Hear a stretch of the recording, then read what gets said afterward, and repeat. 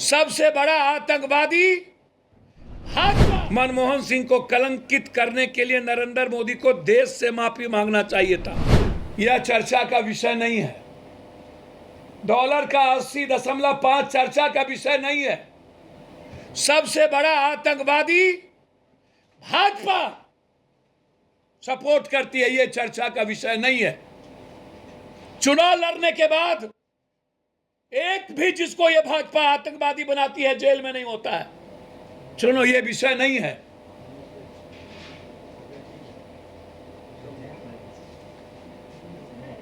इसीलिए जन अधिकार पार्टी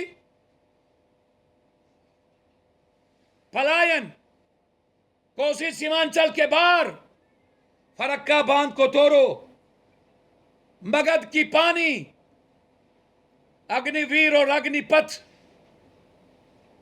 की आजादी, जो भाजपा के डिप्टी सीएम का फोन नहीं उठाए, डीएम भाग जाए, बुलडोजर चढ़ा दे। 30 सालों से जो नगर निगम भाजपा 6 एमएलए, एक भी भाजपा के मंत्री और संजय जायसवाल का फोन थानेदार ना उठाता हो। हाजीपुर आतंक का माहौल बन जाए, अपराधी नेता और पदाधिकारी का नेक्सस आतंकवादियों से बड़ा, उस पर चर्चा नहीं। जहां गृह मंत्री भी हैं, पारस जी भी हैं, विपक्ष के नेता भी जहां से चुनाव जीत के आते हैं, हाजीपुर, वह आतंक और अपराध के साये में जी रहा हो। बच्ची सुरक्षित नहीं है, उस पर चर्चा नहीं। राजीव नगर, नेपाली नगर पे चर्चा नहीं। कोरोना में मरे हुए मृतक को मुआवजा नहीं मिली, उस पर चर्चा नहीं। चर्चा फुलवारी शरीफ पे। पूरा प्रेस रंग दे, जांच करो। और मेरा मानना है, पटना के एसएसपी ने ऐसी कोई बात नहीं कही। मैं किसी संगठन को गलत नहीं कहूंगा, चाहे आरएसएस हो, क्या करती है वो दुनिया देख रही है। आरएसएस का क्या संबंध नाथूराम गोडसे से है वो दुनिया जानती है।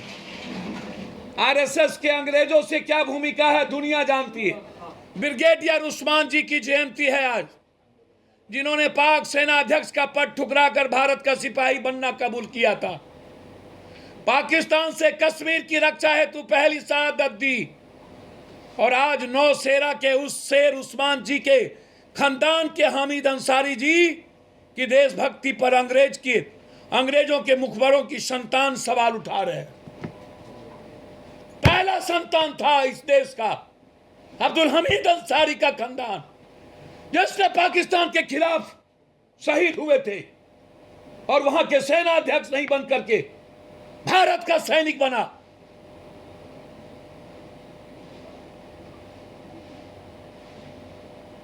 यह सवाल मेरा है और इस सवाल पर देश को सोचना चाहिए कि आतंकवादी के रहमो करम पर चुनाव जीतने वाली भाजपा एक लिस्ट क्यों नहीं लाती है कि किनको किनको सजा भारत में हुई।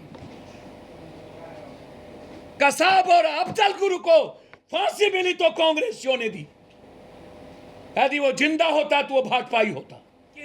मनमोहन सिंह जी और अय्यर पर आज तक कोई कार्रवाई नहीं हुई। देश के सबसे ईमानदार कर्तव्यनिष्ठ पूर्व प्रधानमंत्री मनमोहन सिंह को कलंकित करने के लिए नरेंद्र मोदी को देश से माफी मांगना चाहिए था। चुनाव जीतने के लिए भाजपा का नंगा आतंकवाद, ये याद रखिएगा कि मनमोहन सिंह जी को देशद्रोही दर्शाने में शर्म नहीं आई। पाकिस्तान के अधिकारियों के साथ गुजरात में भाजपा को हराने के लिए मीटिंग करने का आरोप खुद पीएम मोदी ने लगाया था। यह झूठी था। पीएम मोदी पर मुकदमा पर क्यों नहीं बर्खास्त किया जाना चाहिए।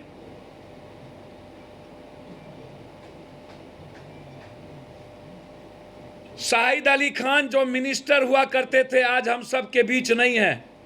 उन पर भी आतंकवादी का आरोप लगा था, बाद में निर्दोष साबित किया गया। भाजपा ने उन नामों पर भी वोट लिया था। भाजपा का नेकेड टेररिज्म और भाजपा का नंगा आतंकवाद, ये देखिए शाहिद अली खान को जो किया गया था पूरा का पूरा, बाद में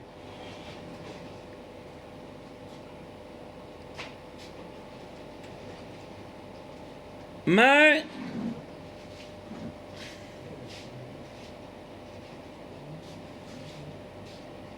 भाजपा ने अब तक जितने लोगों को देशद्रोही आतंकवादी बताया, उनकी सारी सूची सामने रखी जाए तो भाजपा बेनकाब हो जाएगी कि भाजपा के साथ क्या क्या संबंध थे और किनको किनको छोड़ा।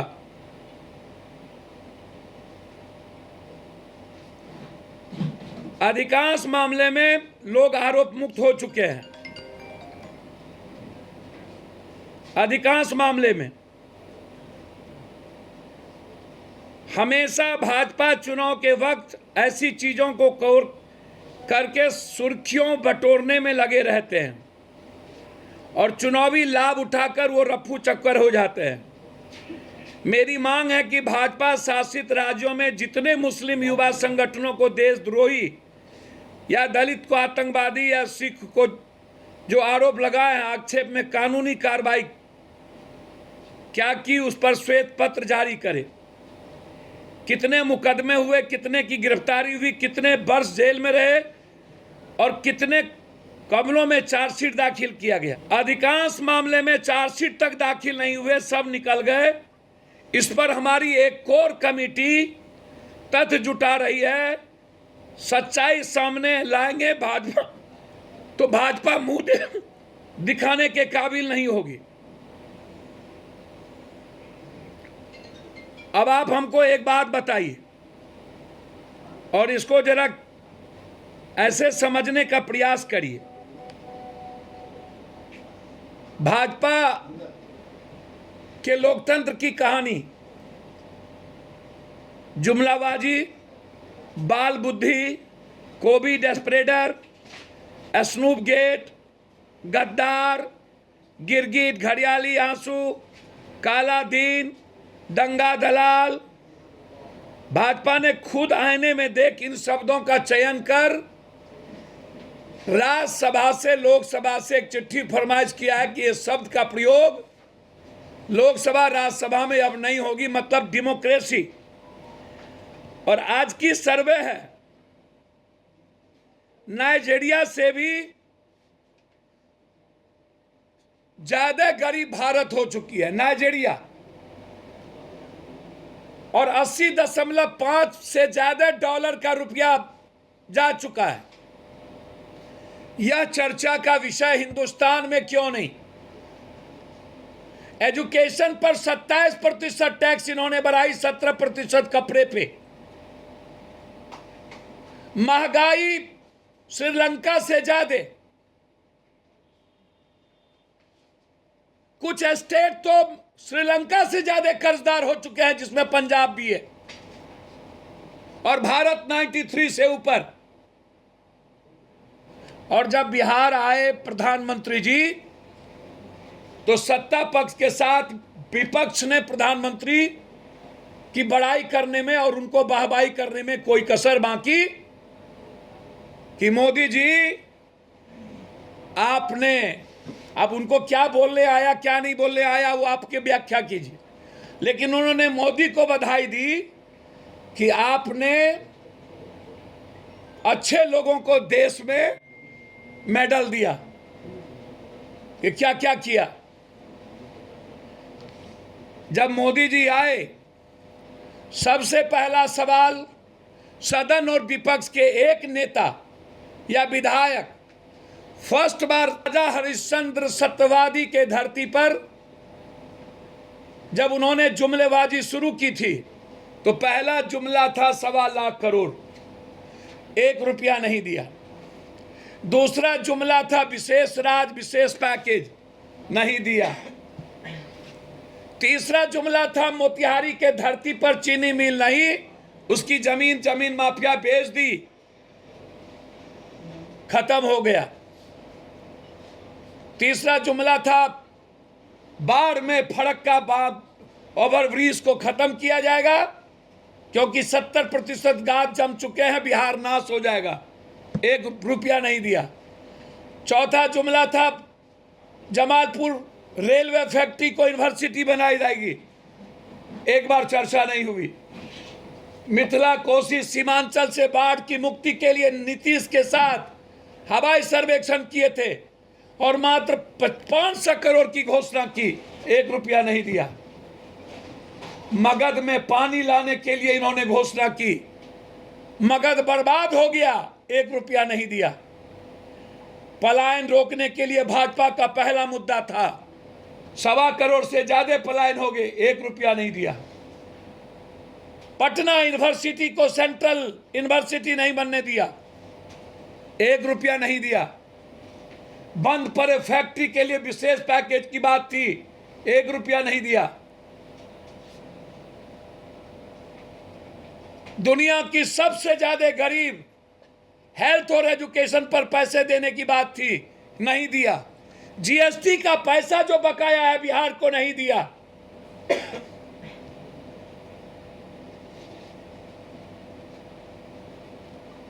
और मोदी जी जिस दिन आए, एक भी विधायक विशेष राज्य, विशेष पैकेज और बिहार के एजुकेशन और हेल्थ के लिए पैकेज, अग्निवीर और अग्निपथ,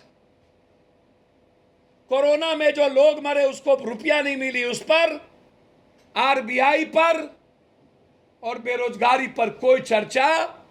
जो हाय तौबा मचाए थे चुनाव में, उन्होंने एक बार भी बेरोजगारी पर, अग्निवीर पर, अग्निपथ पर जो नैतिक समर्थन दे रहे थे, जो जदयू अग्निवीर का विरोध किया, उन्होंने भी एक बार बात नहीं की।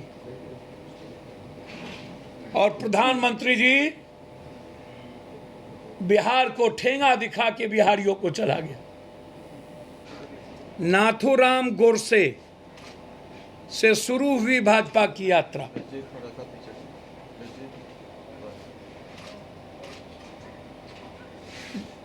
भाजपा का आतंकवादी से यह रिश्ता, असम का निरंजन होजई, तारिक अहमद मीर, रियाज अटारी, ध्रुव सक्सेना, तालिब हुसैन शाह, देवेंद्र सिंह, इन सब से भाजपा की क्यों हुई यारी? निरंजन होजाई भाजपा का असम में नेता हैं आज। उस पर उल्फा आतंकवादियों को मदद देने के लिए 1000 करोड़ सरकारी धन का उन्होंने घोटाला किया। अभी अमरनाथ यात्रियों पर आतंकवादी हमला करने आए खूंखार आतंकी पकड़ाया। वह भाजपा के जम्मू कश्मीर के अल्पसंख्यक मोर्चा के आईटी सेल का हेड तालिब हुसैन शाह था। वह भाजपा में इतना महत्वपूर्ण था कि गृह मंत्री जी के साथ मीटिंग में हमेशा वो शामिल होते थे। उदयपुर के क्रूर आतंकी रियाज अटारी को सब जान चुके हैं। कन्हैया लाल की हत्या करने के पहले वो भाजपा के नेता थे। भाजपा के राजस्थान में गृह मंत्री जो अभी नेता विपक्ष गुलाब चंद कटारिया का वो करीबी और उनका पोलिंग एजेंट था। भाजपा का नंगा आतंकवाद, खुद आतंकवाद फैलाती और निर्दोष लोगों पर आतंकवाद का झूठा। 2017 में गुजरात चुनाव में जब भाजपा हारने लगी तो प्रधानमंत्री ने भाषण दिया कि कांग्रेस नेता मणिशंकर अय्यर के घर पर पाकिस्तान के अधिकारियों के साथ पूर्व प्रधानमंत्री डॉक्टर मनमोहन सिंह की मीटिंग हुई।